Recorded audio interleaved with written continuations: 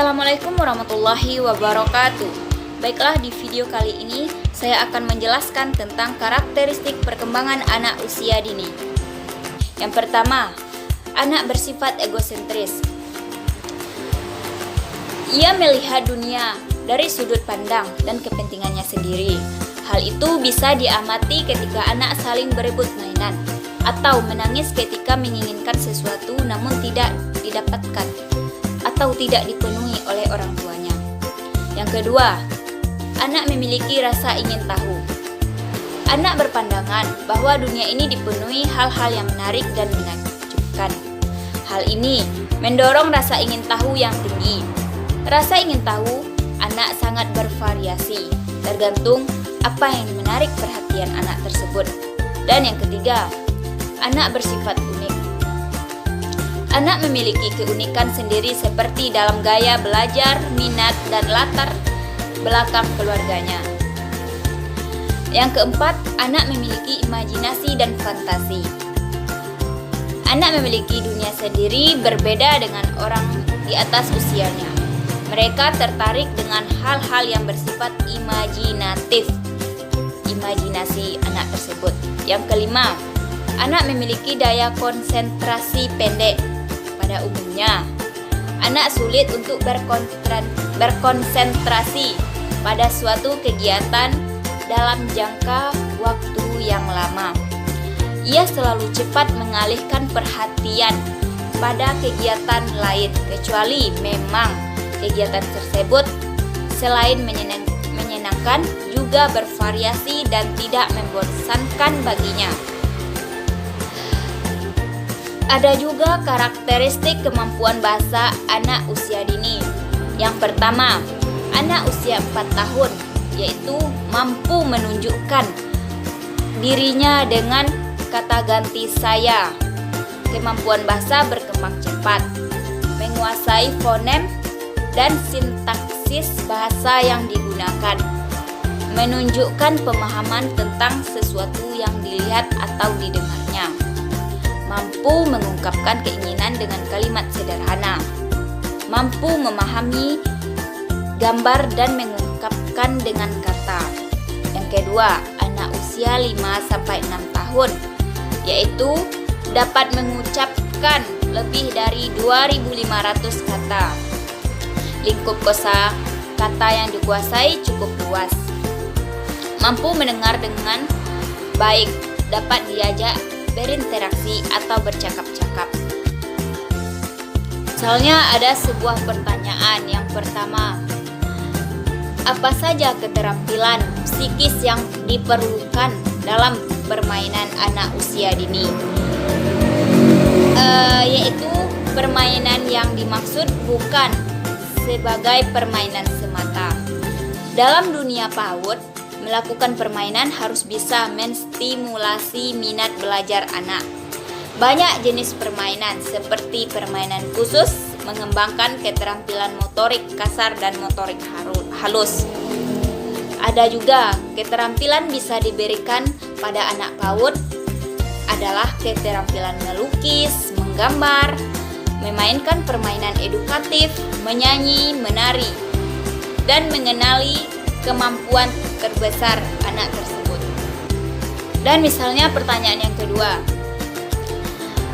jelaskan bagaimana peran orang tua untuk mengoptimalkan perkembangan karakteristik anak usia dini. Yaitu perkembangan anak usia dini sangat penting dipelajari oleh setiap orang tua agar kelak pertumbuhan anak mereka bisa maksimal baik secara fisik maupun secara psikologis. Sebagai guru dan orang tua, yang paling diperhatikan adalah penanaman nilai agama kepada anak. Ini sangat optimal, terutama dalam perkembangan moral dan kepribadian anak tersebut. Sebab agama adalah rem cakram dalam kehidupan, serta filter dalam menentukan pilihan. Anak yang diasuh berdasarkan warna agama, maka ia akan tumbuh dan berkembang dengan baik. Misalnya pertanyaan ketiga, jelaskan upaya guru jika pada anak terdapat kegagalan dalam perkembangan karakteristik dalam segi emosi, dan hal apa yang dapat memicu kegagalan tersebut? Jawabannya, kegagalan segi emosi pada anak harus lebih mendalam karakter anak. Kita sebagai guru harus tahu lebih dalam karakter anak tersebut. Sikap anak harus lebih sabar dalam menghadapi anak. Lebih banyak mengali informasi tentang anak agar kegagalan tersebut tidak mengalami kegagalan lagi. Dan juga kalau seandainya masih mengalami kegagalan lagi, berarti secara tidak langsung guru belum mengerti dan memahami anak secara detail. Dan hal apa yang dapat memicu kegagalan anak? Contohnya, terganggunya suasana hati anak, pengaruh dan lingkungan atau teman-teman di sekitarnya. Dan ada juga jawabannya, kegagalan dalam hal emosi bisa dipicu atas: pertama, memang sikap bawaan lahir. Kedua, faktor lingkungan. Bisa saja karena tertekan dengan orang yang berada di lingkungannya, maupun berbagai hal atau kegiatan yang mempengaruhi mental seorang anak. Pertanyaan yang keempat misalnya, bagaimana sikap dan tindakan guru selama mengubah atau meluruskan pribadi peserta didik yang dikenal kasar dan bandel saat kecil di tempat belajar, yaitu cara efektif dalam mendidik anak yang keras kepala dan suka melawan tanpa marah-marah adalah dengarkan pendapat dan kemauan anak tersebut. Kita sebagai seorang guru tidak memaksa anak tersebut. Memberikan anak pilihan. Hadapi anak dengan tenang. Biarkan anak belajar dari pengalamannya sendiri. Dan ajak si kecil bekerja sama dan berdiskusi.